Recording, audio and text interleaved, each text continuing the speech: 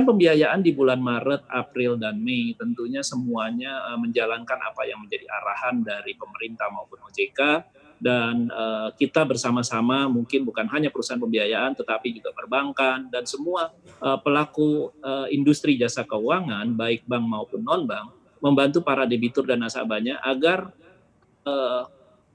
dana tetap bisa berputar. Artinya dana dari si debitur sendiri untuk membayar kewajibannya tidak harus membayar full kewajibannya tetapi sesuai dengan kemampuan dari debitur tersebut. Nah, apa yang kita pahami dari restrukturisasi ini adalah sebenarnya mengatur dana cash flow dari setiap perorangan, perusahaan maupun juga industri keuangan. Nah, cash flow yang diatur ini tentunya haruslah simultan dari hulu ke hilir.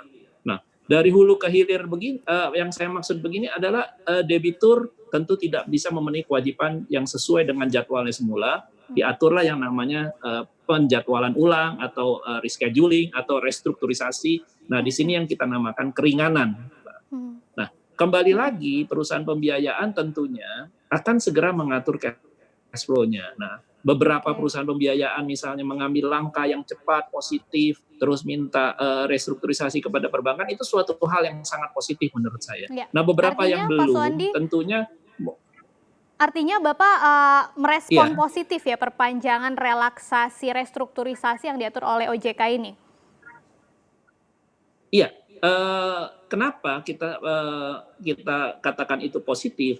Karena di dalam peraturan rambu-rambu OJK-nya sendiri pun juga ada aturannya bahwa kalau kita merestruktur debitur itu ada 3 pilar, Mbak Eksis. Pertama, kita tidak bisa merestruktur debitur hanya dari bagaimana kemampuan dia membayar, tetapi juga harus melihat prospek usahanya. Ketiga, harus melihat kinerja keuangan daripada debitur tersebut. Nah, kinerja keuangan dan prospek usahanya boleh kita abaikan untuk sementara selama dia tepat membayar waktu. Nah, kita kan tahu setiap perusahaan maupun debitur melihat situasi COVID ini dan kita tidak mau COVID ini berlangsung lama.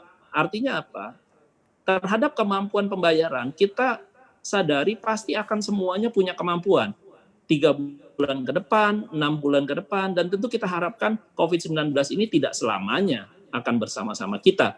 Nah, kita berharapkan secepatnya vaksin diketemukan dan tentunya semua kembali bekerja secara normal. Nah, ini hanya sebenarnya masa yang sangat singkat, masa yang sangat singkat, kita harus cepat-cepat bersama-sama mengatasi permasalahannya ini. Karena ini permasalahan bersama, bukan permasalahan 1-2 debitur atau 1-2 perusahaan. Pak Suwandi? Nah, saya selalu, ya.